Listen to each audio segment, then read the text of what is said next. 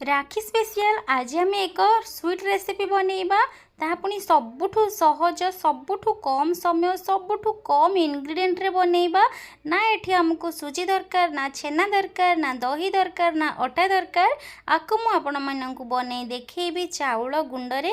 हाँ दर्शक बंधु आज रेसिपी बहुत खास हबो तेबे प्रथम रु शेष जाई वीडियो देखु थांतु। एई भली रसाळ मिठा बनैबार पद्धति आपण जानि परिबे स्टेप बाय स्टेप देखिले तो जमा भी स्किप करंतु नहीं। जदि आज रेसिपी भल लागु थाए तेबे लाइक करिवे वीडियो को ता सहित शेयर करिवे आ यदि नुआ देखु थांती मो चैनल रे रेसिपी को मो चैनल को प्लीज प्लीज प्लीज सब्सक्राइब करिनेबे। तेबे चलंतु डेरी न करी स्टार्ट करिबा। एही परी रसाळ मिठा किपरि प्रस्तुत करिवे चाउल गुंडरू आ ताहा पुणी कम समय रे। नमस्कार मु गायत्री आपण समस्त त्रिशा किचन को पुणी थे बहुत बहुत स्वागत करुच्ची। तेबे चलंतु डेरी न करी प्रस्तुत करिबा राखी स्पेशल मिठा। सेथिपई प्रथमे एठी गोटे सस्पेन को गरम करने आपण एठी मु गोटे प्रेशर कुकर को नहींची।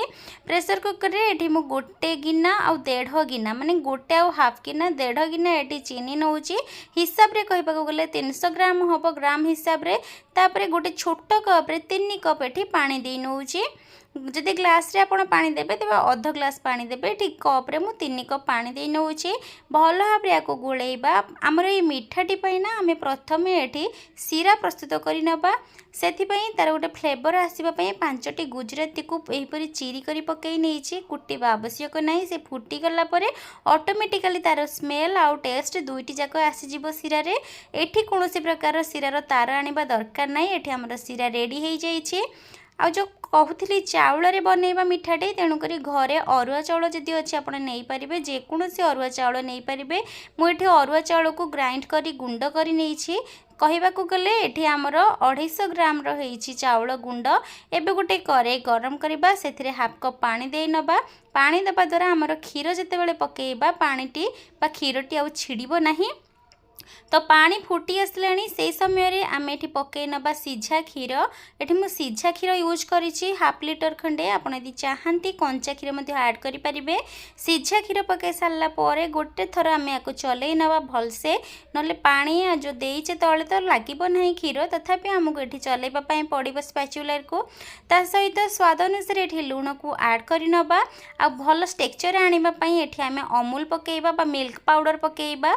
मिल्क पाउडर पकेबा द्वारा आमर जो मिठाटी स्मूथ हम टेस्ट लगे नरम रहिबो स्पंजी भी रहिबो आ क्रीमी क्रीमी टेक्सचर आसीबो। निश्चित बाहर किनला परी मिठा आपणकर टेस्ट हम।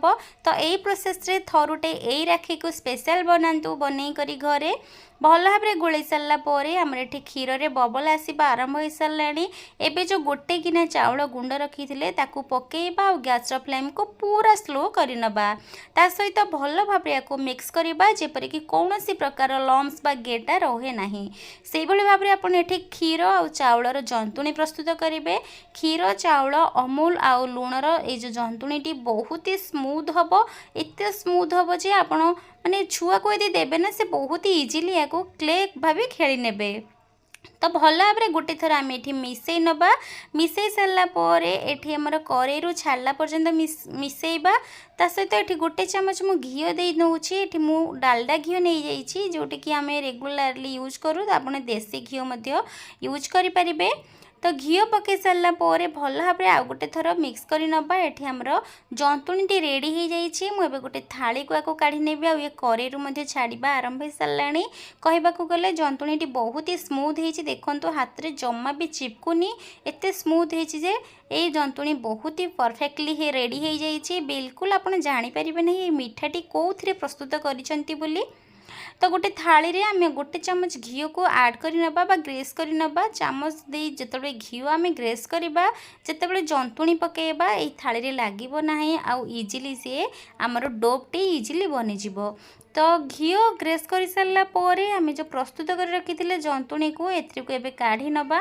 जंतुणी बहुत ही सॉफ्ट होती। जदि सॉफ्ट जंतुणी हुए आप जानीपर जे मिठाटी आपणकर बहुत ही सॉफ्ट हम। आउ ए मिठाटी खाइला परे केही भी कहि परिबे नहीं एको आपण चाउल रे बनैचंती बोली। निश्चित समस्ते कहिबे ये निश्चित छेना ताड़िया बा छेना झिली बोली कहिबे। तो एठी आमर थंडा हो सारा मिश्रणटी एबे से मु 1 ରୁ 2 चामच पकई नेबी मैदा मैदा जगह आपण अटा सुजी की ऐड करि परिबे किंतु एठी मु मैदा एथि पई यूज करूची मिठाटी आमर बाहर कुरकुरिया भितरु रसाळ रहिबो बोली तो भल भाव बाइंडिंग हाँपाई ये 1 ରୁ 2 चामच मो मैदा दे नहीं आर गोटे डो बन देखिपुंट परफेक्टली डो ये रेडी हो जाए एत स्मूथ हो जंतुणी बहुत ही माने टेस्टी तो हम निश्चय मिठाटी तो एबे आगो आम छोट छोट हाथ में नहीं गोल टाइप गोटे गोटे बॉल बनइबा ता से मुझे तेल नहीं जाइए हाथ में रिफाइन तेल बा घी नहीं पारे तापर आम छोट छोट लडू टाइप छिड़े नवा जंतुणी छोट छोट लडू टाइप छिड़े नहीं यपरी गोल गोल करी पेड़ा सेप दे नवा जेकोसी सेप्रे आप बनई पारे कौन माने टेस्ट फरक आसब ना कि सेपली आप जो कौन सेप ये रेडी करें तो मु गोटे गिना चाउल ये बहुत प्रकार माने विभिन्न सॉरी गोटे गिना चाउल मुझे बहुत गुड़ाए मिठाई प्रस्तुत कर गोटे थाली और हाफ थाली 1.5 थाली होती आमर एठी आम तेल को गरम करनबा तेल बेसी तातीबा अवस्था पकेबा नहीं नहले से शीघ्र बाहर क्रिप्सी हो भीतर सीझब नहीं तेणुक जितेबाला आप फ्राए करेंगे तेल को मीडियम फ्लेम रे गरम करेंगे बेसी तातीबा आवश्यक नहीं नॉर्मल उषुम रहिले तेल आपणकर मिठाटी ऑटोमेटिकली सीझिक ऊपर को आसो हाँ आज्ञा ये आपण मैंने जो मिठा पकेबे फ्राए करने पकेबा क्षणी आप स्पैचुलर को जमा भी यूज करेंगे ना स्पैचुलर को जब सांगे सांगे यूज करती तेरे मीठा भांगी ये देखु गोटे जूम कर देखा ये मीठा ऑटोमेटिकली फुलिक सी ऑटोमेटिकली ऊपर को उठी आसो देखु जदि जंतुणी आपणकर हाल्का रे मीठार यहीपरी रिजल्ट आसो तो गोटे गोटे कर सबुतक मीठा आमर ऊपर को फुली आसो से पर्यंत आमको वेट करने पड़ो ये मीठा गुड़ाक सब फुली आसला आम ओलटाइबा आरपट साइड को ओलटाइबा बेले देखिपुर ना आर के लाइट गोल्डन कलर आसी सारा टिके टिके यही भाव में आमको मिठाटी छाणीपाई टिके अधिका समय लगे पाखापाखि जदि आप स्लो फ्लेम रे छाणुंट तेज तो आपन को निश्चय 10 ରୁ 15 मिनट लगी आ हाई फ्लेम तो आप जमा फ्राए ही करेंगे ना हाई फ्लेम रे फ्राए कले मिठार कलर चेंज हो सीना मीठा भीतरटा जमा भी सीझी न तो से ये छाणला बेले फ्राए कला बेले ध्यान रखिए किपरि आप फ्राए करेंगे मिठा को तो भल भाव आम ओल्टे नवा देखिपुर के टूरा टूरा हो माने गुपचुप टाइप गोटे गोटे फुलुची ये बलून भली फुलला मिठा जदि आप बनाऊँ निश्चित समस्ते खुशी हेबे तो ये आमर तो देखिपुर लाइट गोल्डन कलर केते सुंदर से आसी जाइए मीठा मध्य फ्राए हो रेडी हो सारी एवं आपको आम काढ़ी नवा करेईरु यही भाव में सबुतक मीठा को मुझे छाणी नेबी तो देखिपुर ना मीठा आमर केते सुंदर से रेडी हो जाइए दर्शक बंधु आज ये रेसिपी यदि भल लगुए तेज प्लीज प्लीज प्लीज लाइक करूँ शेयर करूँ और यदि नुआ देखुं मो चैनल रे यही रेसिपी को चैनल को प्लीज सब्सक्राइब करूँ तो ये आमर मीठा छणा रेडी हो गला एवं आम जो सीरा प्रस्तुत कर रखी सीरा को टिके हाल्का उषुम गरम मिठाटी तो मीठार भीतर को भल भाव में सीरा ऑब्जर्व कर नब मिठाटी स्मूदी हम आ मीठा रसाळ हम तो ये भाव में मुझे सीरा पकई नहीं सबुतक मिठाई को पकई सारी आपको 5 ରୁ 10 मिनट फ्रिज रे रखी नबा फ्रिज रे रखी सारा मुझे गोटे बाउल को ट्रांसफर कर नहीं देखो तो मीठार रिजल्ट किपरि होइछि केते सुंदर देखा सहित केते रसाळ होइछि देखैबी बहुत ही टेस्टी थिला ये रेसिपी बहुत ही सहज थिला कम समय रे कम सामग्री रे मध्य प्रस्तुत हो गला निश्चय आपण ये रेसिपी को थरे बनातु घरे समस्त को दिंतु आ राखी रे स्पेशल बनैबा एपरी मीठा निश्चय बनातु ना आमको एठी सुजी दरकार पड़िला ना अटा ना बेसन ना छेना आम या केवल चाउल रे ही बनैले तो आशा करुँची यहीपरी स्मूदी आईपरी स्मूथ आईपरी रसाळ रेसिपी मिठाटी को आप बहुत प्रशंसा करेंगे बहुत लाइक करेंगे आ निश्चय घरे बनइबे तो जदि आज रेसिपी भल लगी थाए तेबे प्लीज मो चैनल को लाइक करंतु चैनल को सब्सक्राइब करंतु वीडियो को शेयर करंतु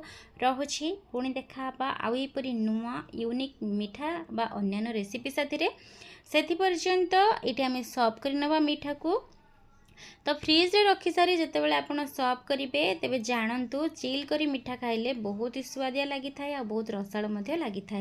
ये माने मिठाटी देखिपुर जितेबाला मुझे छाड़ी थी फ्रिज रे रखापी तार आकार डबल हो जाए मुझे छोट छोट सेप्रे बनई से फुलिक बड़ बड़ हो जाए आ बहुत ही रसाल अच्छी धरू धरू से सब सिरा तक निगाड़ी जाऊे भितर बहुत ही ऑब्जर्व करी रस।